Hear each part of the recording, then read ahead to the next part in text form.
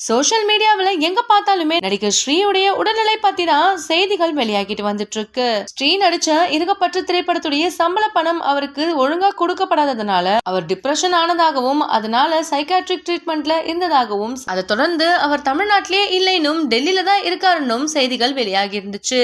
இந்த நிலையில ஜப்பான் தானாக்காரன் காஷ்மோரா போன்ற திரைப்படங்களை ப்ரொடியூஸ் பண்ண ப்ரொடியூசர் SR பிரபு ஸ்ரீ பத்தி எக்ஸ்தலத்துல ஒரு பதிவை ஷேர் பண்ணிருக்காரு.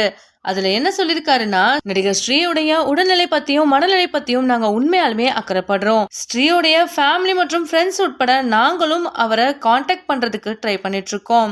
துரதிருஷ்டவசமா அவரை பத்தி பல விஷயங்கள் சமூக வலைதளங்கள்ல பரவிட்டு இருக்கு. நடிகர் ஸ்ரீயை கண்டுபிடிச்சு அவருடைய ஆரோக்கியத்தை கவனிக்கிறது தான் எங்களுடைய முதல் ப்ரையாரிட்டியா இருக்குன்னு SR பிரபு எக்ஸ்தலத்துல சொல்லியிருக்காரு.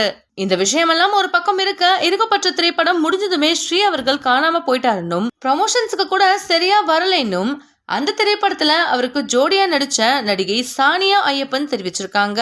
இதை தொடர்ந்து ஸ்ரீயுடைய ஃப்ரெண்டு டாட்டிங்கிறவங்க இப்போ சில யூடியூப் சேனல்களுக்கு இன்டர்வியூ கொடுத்திருக்காங்க.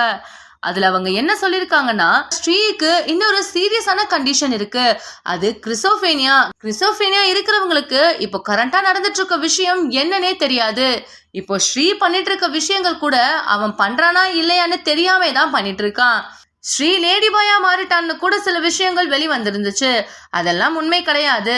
ஸ்ரீக்கு மனசிதைவு நோய் இருக்கிறதுனால தான் இப்படி பண்ணிட்டு இருக்காருன்னும் அவங்க சொல்லியிருந்தாங்க. இந்த வீடியோ உங்களுக்கு பிடிச்சிருந்தா லைக் அண்ட் ஷேர் பண்ணுங்க. இந்த வீடியோ பத்தின கருத்துக்களை கமெண்ட்ல சொல்லுங்க. மேலும் இந்த மாதிரியான சினிமா செய்திகள் பார்க்கறதுக்கு நம்மளுடைய GLV என்டர்டைன்மெண்ட் டிவியை சப்ஸ்கிரைப் பண்ணிக்கோங்க.